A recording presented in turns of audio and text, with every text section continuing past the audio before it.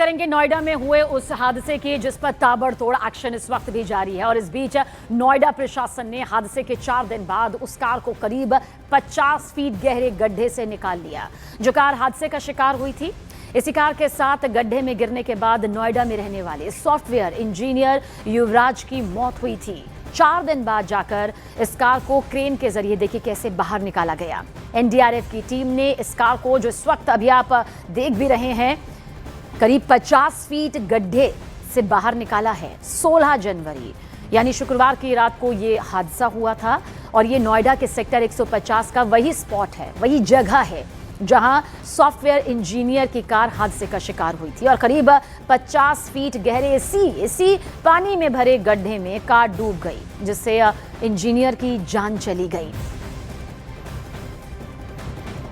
और इस मुद्दे को लेकर देखिए अभी भी कानूनी प्रक्रिया जारी है, लेकिन ये वो कार है जिसमें युवराज सवार थे, लेकिन वो जानते नहीं थे कि जिस गड्ढे में उनकी ये गाड़ी गिरने वाली है वहां से वो जिंदा वापस नहीं लौट पाएंगे। एक दर्दनाक हादसा, लेकिन इसी हादसे के साथ कई बड़े सवाल। यहां पर मौजूद वो गहरा गड्ढा जो कि इंजीनियर के लिए मौत का गड्ढा बन गया। और 16 जनवरी की रात ये सड़क हादसा हुआ था। गुरुग्राम से सॉफ्टवेयर इंजीनियर युवराज अपने घर लौट रहे थे।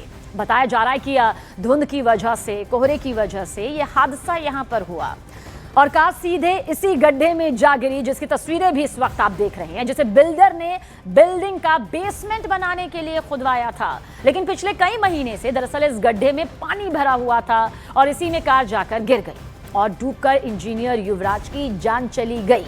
हालांकि इसी के साथ कई बड़े सवाल भी खड़े हुए। एसआईटी की जांच भी शुरू हुई। अब किसकी देरी, किसकी गलती, जिसके चलते एक इंजीनियर को अपनी जान बेवजह यूं गंवानी पड़ी।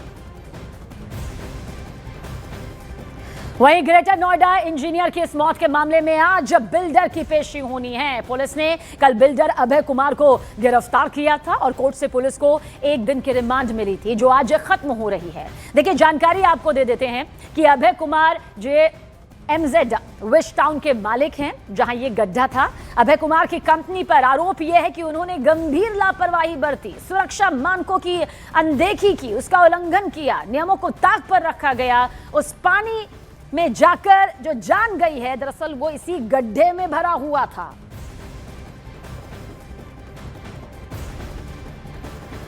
और आइए अब आपको ये बताते हैं कि बिल्डर अभय पर आखिर आरोप क्या है, क्यों उन्हें यहां पर गिरफ्तार किया गया, क्यों ये पूरी कानूनी प्रक्रिया यहां पर सामने आ रही है। तफसील से आपको बताते हैं। देखिए, MZ विश टाउन में ये पूरा गड्ढा था। यहीं पर ये गड्ढा बाकायदा खुदवाया गया था। साल 2021 में सेक्टर 150 में इस गड्ढे का पूरा निर्माण हुआ। इसे बाकायदा सोची समझी प्लानिंग के तहत खुदवाया गया था।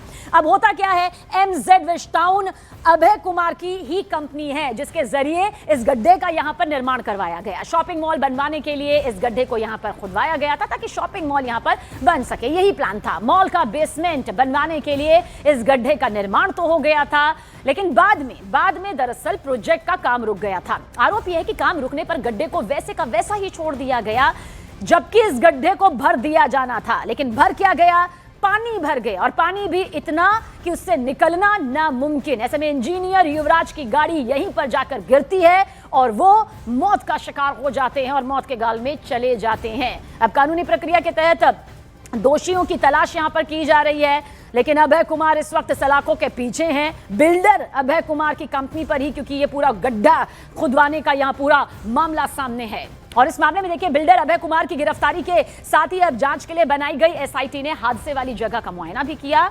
मेरठ जोन के एडीजी भानु भास्कर अपनी टीम के साथ नोएडा के सेक्टर 150 इलाके में पहुंचे और ये इस वक्त की ही तस्वीर है जब वो यहां पर पहुंचे और निरीक्षण इनके जरिए किया गया, जो 5 दिनों के अंदर अपनी रिपोर्ट अब शासन को सौंप देंगे। तो वहीं एसआईटी के गठन और कार्रवाई से इंजीनियर युवराज के पिता आश्वस्त दिखाई दिए। उन्होंने कहा कि अब उन्हें राहत मिली। अभी हमारी जो एसआईटी है इसने काम शुरू कर दी है। शासन के निर्देशों पे हम लोग 5 दिन के अंदर इसकी रिपोर्ट दे देंगे। सभी लोगों से बातचीत की जाएगी और सभी लोगों से बात करके फिर ये देखना होगा कि किन्हीं कारणों से और किन्हीं परिस्थितियों में ये ऐसा दुखद घटना हुई है।